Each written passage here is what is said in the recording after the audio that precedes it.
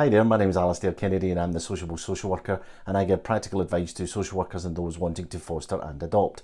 In this quick video we're going to look at whether fostering is a job, a profession or a vocation, and this relates to the recent Scottish ruling.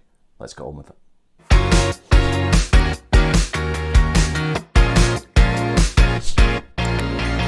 So it's September 2020 and there's been a recent Scottish court ruling in Glasgow for a foster care couple from Knightswood who were looking for money and employment rights for fostering, and they managed to win their case, which is quite a landmark case.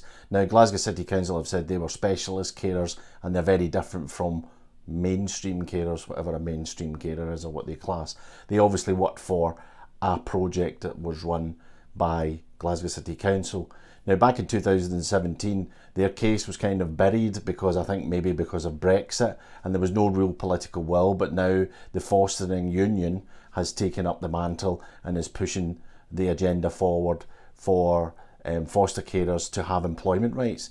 And this is pretty much a landmark case. Maybe in Scotland, it might have an effect in England. In Scotland, the Scottish government, because it's devolved, has powers over the fostering side of social care. In England, it's very different. I'm not sure how it will affect IFAs, but there will be a definite wave through the fostering agency community and the local authority community to be asking the question, what if we have to give foster carers employment rights? So back in 2017, you had Rebecca Long MP saying on BBC's Today programme that if it smells like a job and looks like a job, then it definitely is a job and you need employment rights within that job. And then you had Neri and Owens doing their stock take of fostering, who said that actually foster carers don't see themselves as professionals and they don't want to be classed as professionals. So there's that dichotomy of opinion amongst professionals. And we all know that fostering is a full-time commitment. It's not 9 to 5, it's not like an ordinary job, it's 24 hours a day. And foster carers receive, according to Fostering Network, about £78 to £254 a week, depending on the age of the child and the number of children and the challenges that those children have faced in their lives and will present. But more than half say it's not enough to cover costs, and only 9% receive enough money to make up a wage equivalent to the national minimum wage, which is quite shocking if you think about it for a 24-hour job and that commitment to a child or children. So is being a foster carer a job? Well, you get a fostering allowance and you do get tax concessions for looking after each child, and the higher allowances for each child that is more challenging. But as I said before, it's like a job like no other because it is 24 hours. And I always say to foster carers, if there's going to be a gap between placements, then you need to factor that in and you need to have some savings. And we always say that within the assessment period, and we always try to plan for that.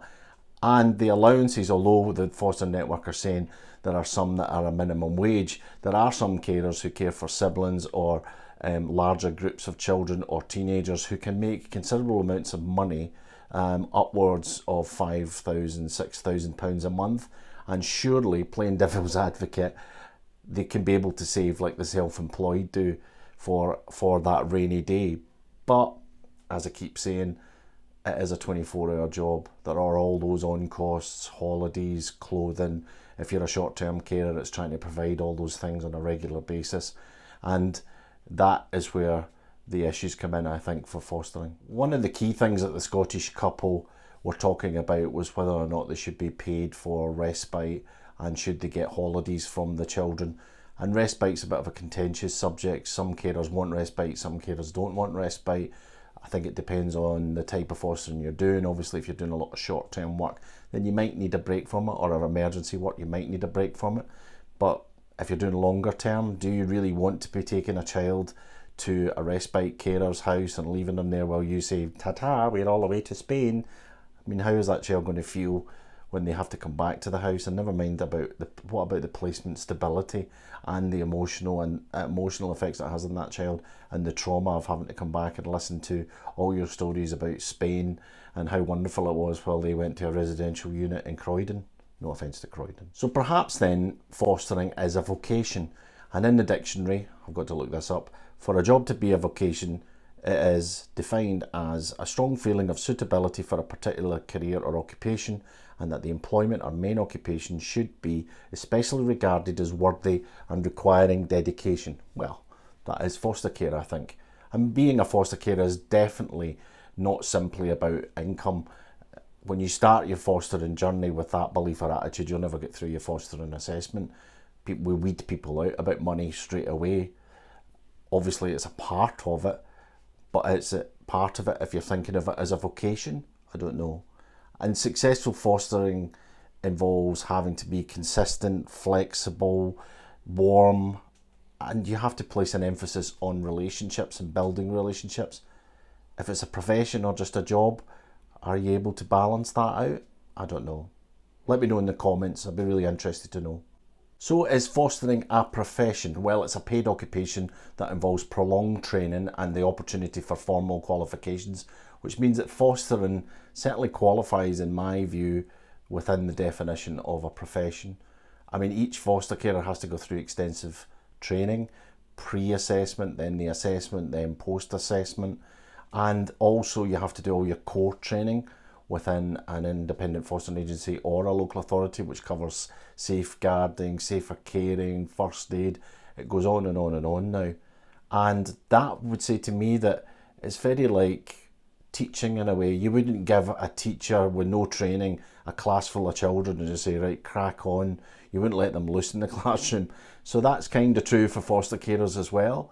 And they need that training, they get that training, so are they professionals? So after watching this video, you'll understand the dilemma that local authorities and independent fostering agencies have. Do they advertise to recruit foster carers as a job, a vocation, a profession? Or do they just continue to say, well, actually, it's a rewarding job, it's challenging, but it's rewarding, and you can transform a young person or child's life? I think you need to decide, and maybe comment below. If you like this video, give it a thumbs up. If you want to subscribe, please subscribe, press the subscribe button. And if you want notifications, ring the little bell. Ding-a-ling-a-ling. Thanks for your time.